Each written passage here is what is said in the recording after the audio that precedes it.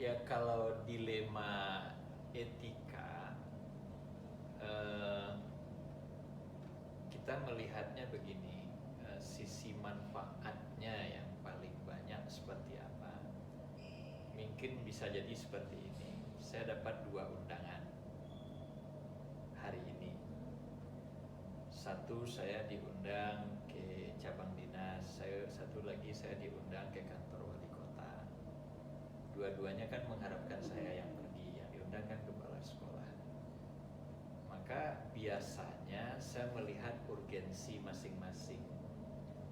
Kalau urgensinya itu bisa diwakilkan, ya contoh tempo hari orang bicara tentang adipura di balai kota, mungkin secara teknis lebih menguasai wakil saya, maka wakil yang berangkat.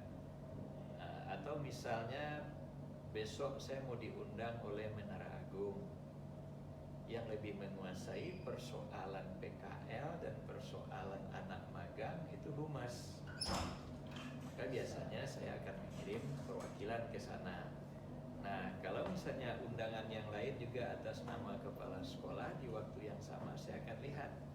Nah, kalau ini memang gawainya kepala sekolah. Kalau misalnya nanti saya lebih nanti peniti beratkan persoalan nanti pada kebijakan gitu ya, kebijakan di sekolah. Jadi hal-hal yang seperti itu biasanya saya lakukan. Tapi kalau saya harus memilih 2 hal yang benar yang terjadi di lingkungan saya, salah satunya misalnya dinyatakan harus tidak dipilih, ya tentu saja saya akan melihat sisi yang paling menguntungkan untuk semua, kepentingan yang mau kita jalankan untuk semua. Jadi dalam hal ini kalau di sekolah, titik berat kita yang utama itu dulu adalah keterlayanan siswa, keutamaan untuk siswa, kemudian baru untuk kepentingan-kepentingan yang lain. Tapi selama ini rasanya kalaupun ada dilema-dilema seperti itu, di belakangnya hampir tidak ada masalah. Alhamdulillah semuanya bisa teratasi dengan baik. Nah, kalau tadi itu bisa bujukan moral ya. Nah, kalau dalam bujukan moral itu nanti kita akan bicara tentang kebijakan. Kebijakan misalnya terhadap siswa. Ada siswa dengan tingkat kenakalan yang menurut guru-gurunya tidak mungkin lagi untuk dipertahankan.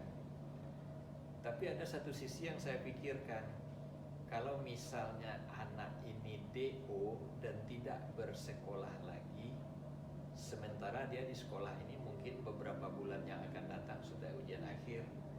Nah, biasanya saya mengambil kesimpulan anak ini tetap saya pertahankan gitu.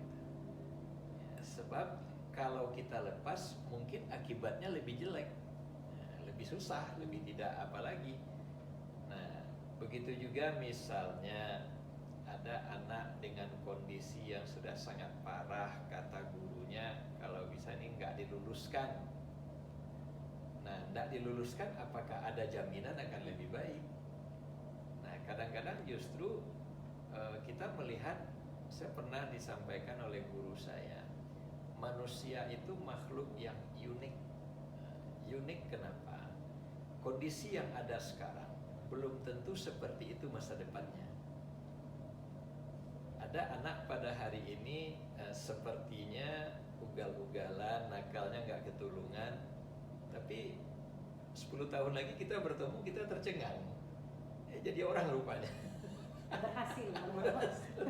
Jadi kalaulah kita buat sebuah keputusan yang keliru, kita akan menyesal kadang-kadang seperti itu. Jadi manusia itu seperti apa dia waktu remajanya belum tentu seperti itu sampai dewasa dan seterusnya begitu. Jadi kalau yang seperti itu yang saya lakukan selama ini. Tapi kalau dilihat tadi kasus Bapak yang kedua, sebetulnya itu termasuk dilema etika punya kriteria juga mengeluarkan Iya, anak. betul. Kalau melihat di akhir dia nampak perubahannya, kan biasanya kan Bapak melakukan itu kan ada mengajak beberapa orang Iya, yang benar. terlibat dalam mengambil keputusan. Nah, mungkin kita melakukan itu kita sudah identifikasi lah gitu Iya, ya, Pak ya. betul. Termasuk. Berarti kalau di sekolah kita itu biasanya kasus yang terbanyak itu bujukan moral atau dilema etika yang Bapak alami? Saya pikir mungkin bujukan moral. Bujukan moral. Tapi bujukan moralnya sebetulnya udah ngarahnya ke Iya, dilema dilema etika. etika juga seperti itu. Kalau dalam mengambil keputusan, Bapak biasanya punya waktu tertentu enggak? Atau bisa ada masalah saat itu Bapak selesaikan, atau Bapak carilah waktu dulu, kemudian berkoordinasi dengan siapa aja biasanya Bapak? Begini, dalam mengambil sebuah keputusan, saya termasuk yang cukup hati-hati ya, dan kecenderungan memang melibatkan orang-orang yang memiliki kompetensi di bidangnya gitu. Kalau itu persoalannya bidang A, ya tentu saja orang yang mengerti bidang A yang harus memberikan kontribusi pemikirannya begitu. Sebab apalagi kalau keputusan itu diambil secara terburu-buru, kemudian kondisi pemikiran dan emosi yang tidak bagus, nah itu kecenderungannya kan hasilnya bisa tidak bagus. Jadi saya termasuk yang tidak biasa terburu-buru untuk mengambil sebuah keputusan. Tetapi sepanjang itu untuk hal-hal yang positif dan baik, ya buat saya itu cepat. Tapi kalau untuk hal-hal itu, kalau untuk hal-hal yang nanti akan menimbulkan dampak yang agak segala macam, itu memang perlu pemikiran sebelum mengambil keputusan dan perlu mendengarkan beberapa pihak untuk memberikan masukan. Seperti itu. Apalagi kita di sekolah kita berbeda dengan SMA, berbeda dengan SMP. Kalau di sekolah kita di samping punya wakil, punya kaprok, punya kabeng, wali kelas, guru BK, itu banyak orang yang apa. Nah, kalau di sekolah lain barangkali kaprok, kabeng itu nggak ada. Nah, kalau kita lihat di SMK itu atau di STM gaya lamanya itu, kaprok itu seperti dekan di perguruan tinggi, lebih mengerti tentang siswanya ketimbang kepala sekolah dan wakil kepala sekolah gitu. Jadi memang layak untuk didengarkan kalau urusan-urusannya tentang siswa gitu. Kalau selama ini ada enggak Pak tantangan Bapak dalam mengambil keputusan? Misalnya ya, kan ada keputusan yang negatif. Karena dia kan terkadang ada keputusan itu yang saling bertentangan. Jadi di saat Bapak memutuskan ini pasti akan terjadi untuk satu pihak yang tidak terrealisasi. Begini, tantangan secara frontal hampir tidak pernah. Tapi mungkin ada yang merasa tidak nyaman. Nah, itu mungkin ada merasa yang tidak nyaman, dan pola bersikapnya pun kadang-kadang tidak frontal. Yang seperti itu mungkin ada. Tapi saya merasa beruntung, artinya verbal saya cukup kuat. Jika ada sesuatu yang sedang jadi masalah, biasanya kan saya jelaskan selogis mungkin seperti itu. Jadi saya pernah punya pemahaman dari kepala sekolah kita di sini yang tahun-tahun 90-an dulu. Beliau mengatakan konsep komunikasi itu adalah bahwa yang Anda sampaikan itu tidak dimengerti oleh orang yang mendengar. Jadi jangan ada kata-kata, kalau Anda lihat kan sudah saya jelaskan tadi, kan itu sudah jelas, itu kan sudah jelas. Enggak, anggap orang yang mendengar apa yang Anda katakan itu belum mengerti tentang apa yang Anda sampaikan. Jadi sebelum menyampaikan sesuatu, saya akan berusaha menggunakan kata-kata yang pas untuk dipahami begitu. Maka biasanya kalau sesuatu sudah dijelaskan dengan baik, dan kalau itu berangkat dari kepentingan bersama, kalaupun ada orang yang merasa tidak nyaman, biasanya itu hanya ngomel di belakang. Dan sudah pasti kita tidak bisa menyenangkan semua orang. Ya. Jadi kalau ada dua belakang punya dua tangan tutup telinga gitu. Ya, kan pernah mungkin Rina mendengar saya berkata, kalau orang yang tidak suka kepada Anda itu kelompok Abu Jahal, itu wajar. Tapi kalau orang yang tidak suka kepada kita itu kelompoknya Abu Bakar, nah itu perlu kita mengoreksi diri, perlu kita introspeksi diri. Ya, seperti itu kira-kira.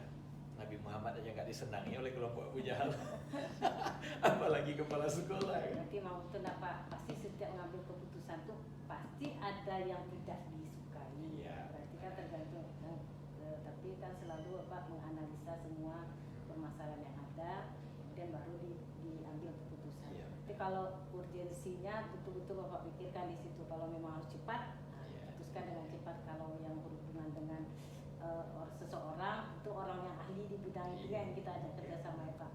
Kalau selama ini setelah hampir udah berapa tahun sih Pak? 10 ya Pak ya? Hampir 10 tahun. 10 tahun. Pembelajaran apa yang sudah Bapak lihat dari anggota-anggota Bapak dalam baik dalam Bapak mengambil keputusan maupun dalam permasalahan yang terjadi dengan warga di sekolah Bapak?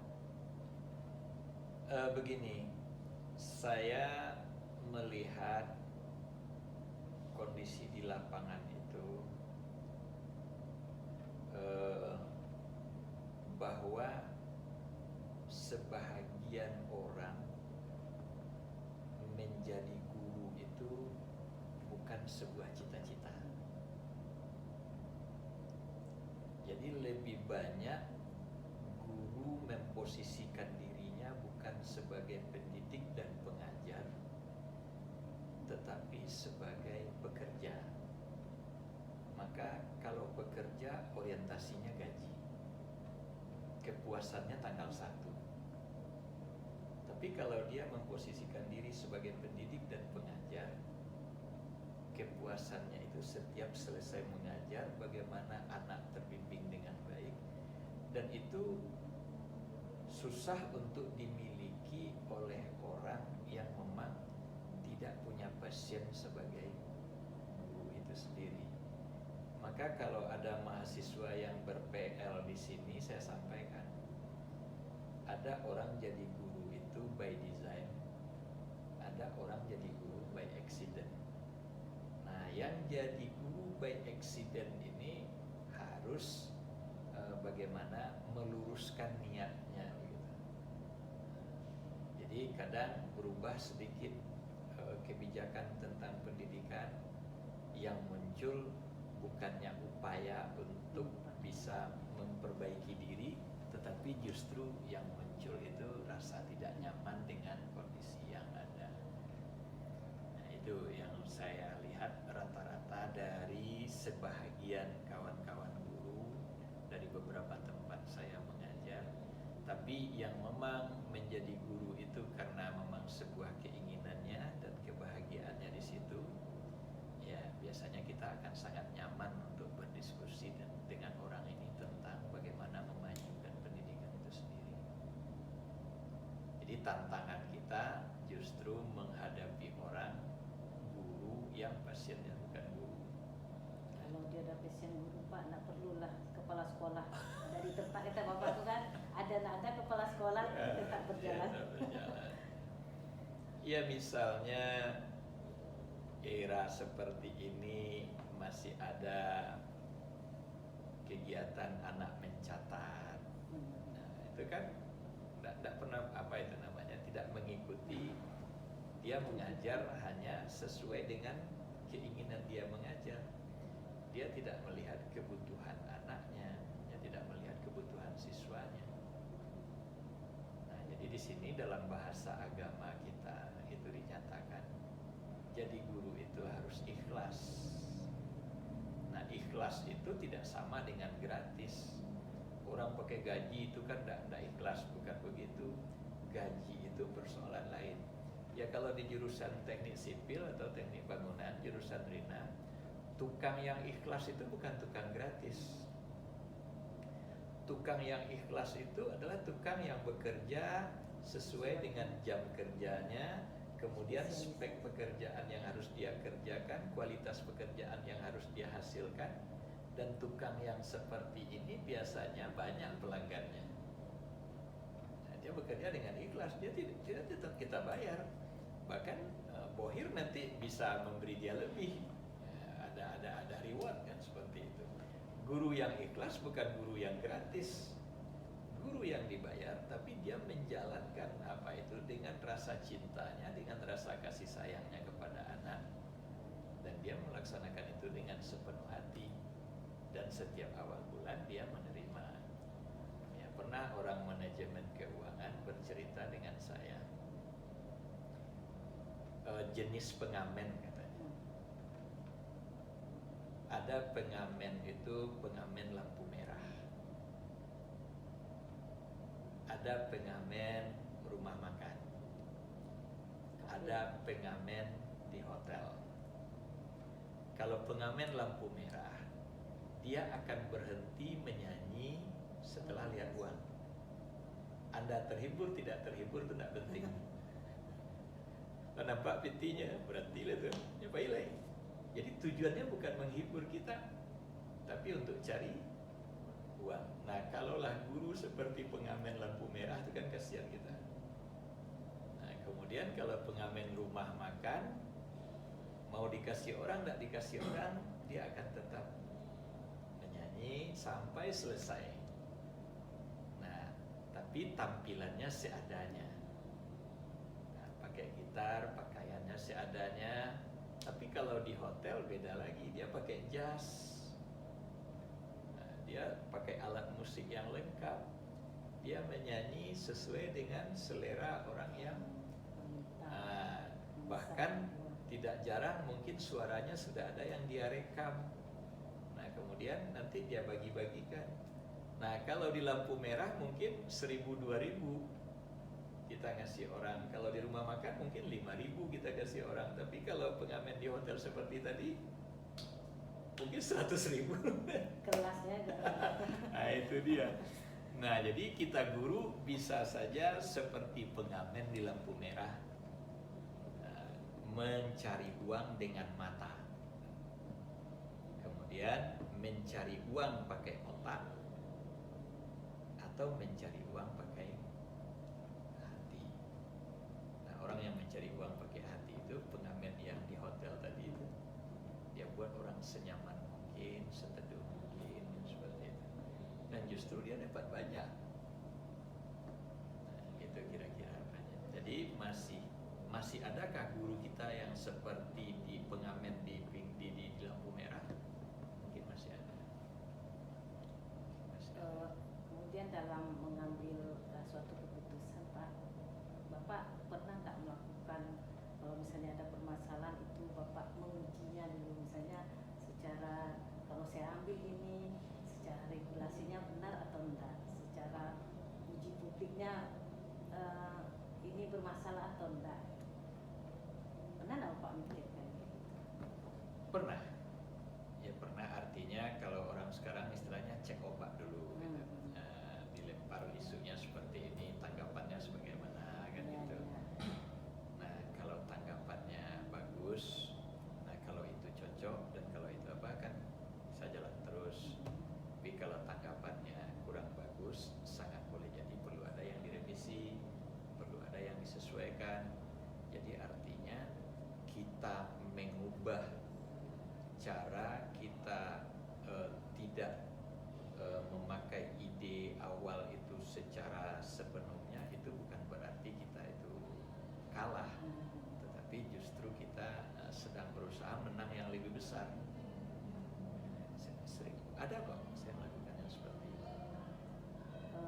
Termasuk misalnya dalam pengambilan keputusan, misalnya Anda seperti ini menyampaikan permasalahannya ke Bapak,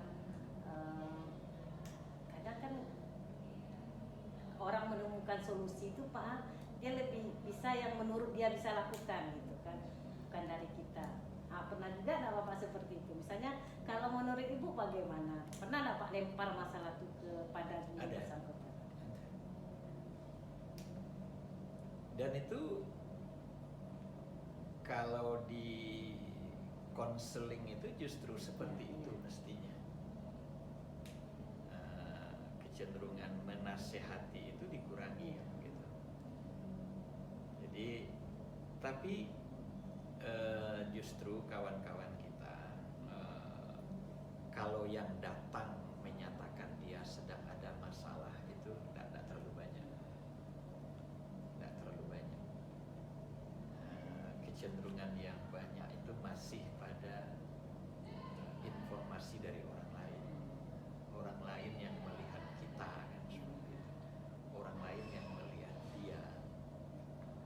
Jadi kalau idealnya kan Dia merasa terganggu nih, pengajar dia, ya, kerja dia, lapor ke Bapak. ya dia kan punya Itu target tuh, penguatan. target pembelajarannya seperti ini, ternyata anak tidak menemukan cara yang begini-begini. Tapi itu jarang itu. Itu mungkin di level kaprok udah selesai. Mungkin karena hierarki kita dan kita juga punya MGMP. Mungkin itu di level MGMP-nya sudah selesai seperti itu. Oke. Ya, Pak. Terima kasih Pak. Iya. Sudah terjawab semua yang ingin tanyakan. Jadi kalau lihat Pak sudah melakukan pengambilan keputusan yang sudah seharusnya lah. Dari tadi kan pada sampaikan kalau ada permasalahan, kalau memang harus diputuskan cepat, Iya. diambil tindakan. Kalau memang Ya, harus mengajak orang-orang yang apa? Memimpin itu hampir tidak bisa pakai satu teori. Jadi kalau kepemimpinan itu lebih banyak kita beradaptasi dengan situasi, pengalaman, kemudian yakinlah kalau kita mengambil keputusan dalam keadaan emosi tidak bagus. Orang yang dalam keadaan sedih, orang yang dalam keadaan marah, orang yang dalam keadaan sangat gembira, itu rasionalnya kurang bagus. Jadi kalau orang sedang ditinggal suami kan, dinasehati dewa kena berang Pak. Cukulan. Jadi memang sebetulnya Pak, berbanding tadi kan Pak, kalau kondisi kita mengambil keputusan memang perlu diberikan waktu. Iya. Perlu waktu. Itu manusiawi banget, manusiawi sekali. Apalagi kita tidak nabi, kalau nabi lain nunggu wahyu kan. Ada langkahnya Pak. Ada kebenaran mutlak yang akan kita terimanya. Kalau kita tentu teman sejawat, bawahan kita. Tapi seperti yang pernah juga saya sampaikan, saya berusaha tidak mengeluh kepada bawahan saya. Sebab kalau orang atas mengeluh ke bawah, berarti orang bawah lebih panik lagi. Apa sopan yang ya, apalagi ambo. Mana aku ya. Jadi manajemen dokter itu separah apapun penyakit pasien, dokter akan mengatakan nggak apa-apa, Masih aman. Ya, masih aman, kita obati. Padahal nanti dia ketemu dengan dokter yang lain, dia akan mendiskusikan, dia akan bertanya. Tapi kalau dia nanya kepada pasien, berarti seorang pimpinan itu Pak harus juga bersikap bisa membuat wajah manipulasi. Walaupun panik sebetulnya perasaannya tetap nyaman-nyaman aja.